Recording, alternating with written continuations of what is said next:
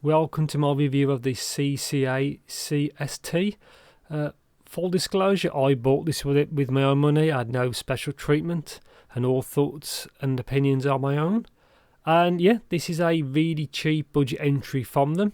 Quite different to like their recent release, which is the CS16, which is 8 BAs. So going back to like a single dynamic driver, kind of what I prefer, as it's a lot more straightforward and a lot more simple. And yeah, this is the basically it's the packaging. It's the same packaging you get if you get like an upgrade cable from KZ. It's the same type of small box. So this is the box, natural sound.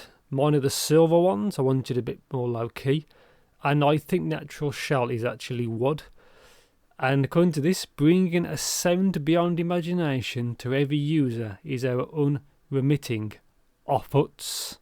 Not efforts, it's efforts. Anyway, 20 grams, they're not too heavy. 24 ohm impedance, 115 decibels sensitivity, 3.5 and 20 hertz to 20 kilohertz. QC passed, allegedly. Mine worked fine, and that's it.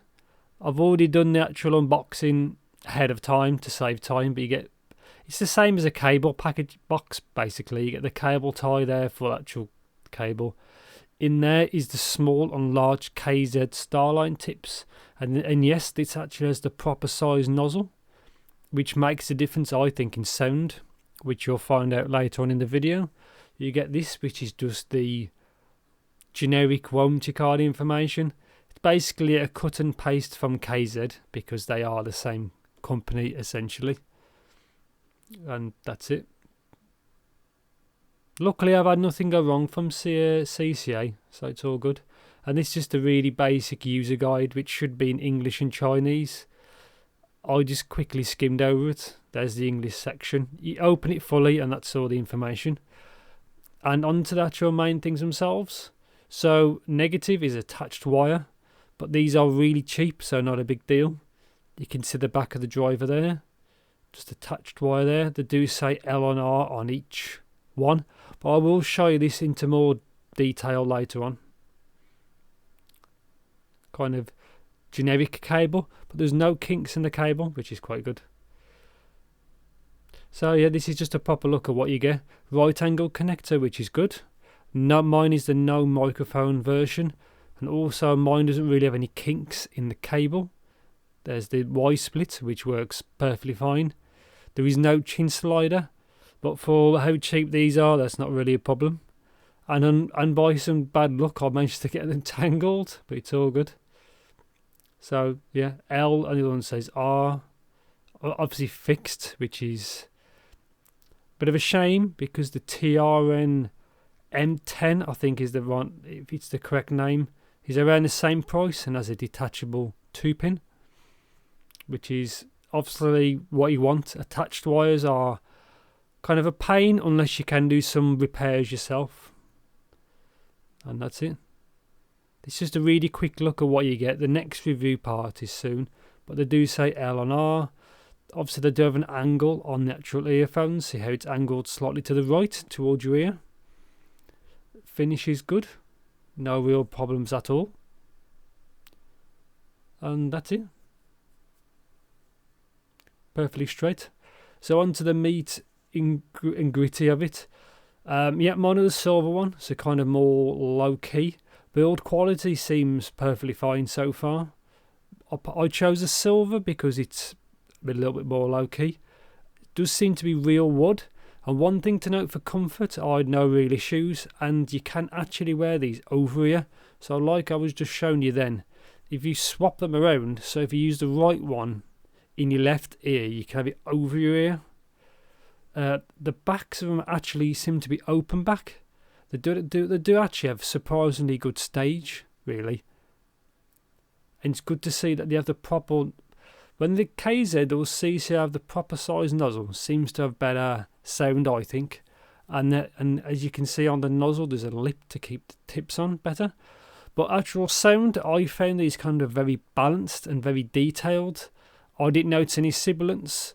There wasn't incredibly bright, or there wasn't incredibly bassy. I found that overall a very balanced sound, and for the price, these sound a lot better than they should do for like £7 to £9, depending on your region or your currency. But for actual price, these sound way better than I expected. I was expecting for something kind of average, but they actually do sound really good. Vocals sound great. They do have mid bass and sub bass, but it's all controlled. Really good bass decay. No real bleed into the mids. Vocals are forward, but not overly so. Like they got everything kind of right. Treble is there, details there, imaging is good, the sound stage is good. Like as an overall sound signature, they seem to have done it quite well. Build seems quite good.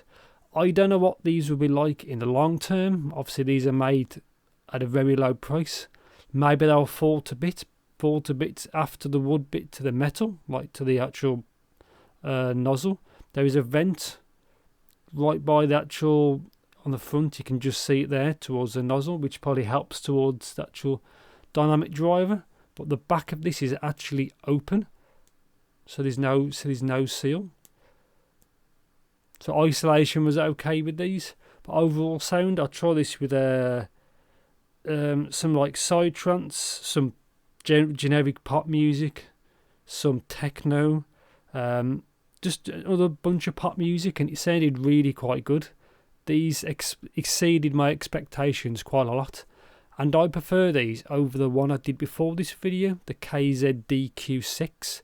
I think these sound to me better than them. I do kind of like the shell better of the KZ because it's over-ear, in-ear monitor design. This is just more of a generic one, cable down, but I think this sounds better than the KZ, just in my opinion. Overall sound of these, I think really good. They've done a really nice job. And on to the conclusion. These sound a lot better than I expected. Only negative is attached cable. These, in my opinion, are better than the DQ6. And the tuning on these, I think, is spot on. It's either a fluke, which is possible, or actually designed to be that way. But I think these sound great for a lot of genres I tested. The overall tuning, I think, is really, really good. And I'm surprised there's not much more chat about this. But yeah, I think this is better than the KZ-DQ6. And they're also very easy to power. Mine is also the non-microphone variant, as I don't really... It's just another thing to go wrong, in my opinion. Good C right angle connector. I would have preferred a detachable cable, but obviously you can't have everything.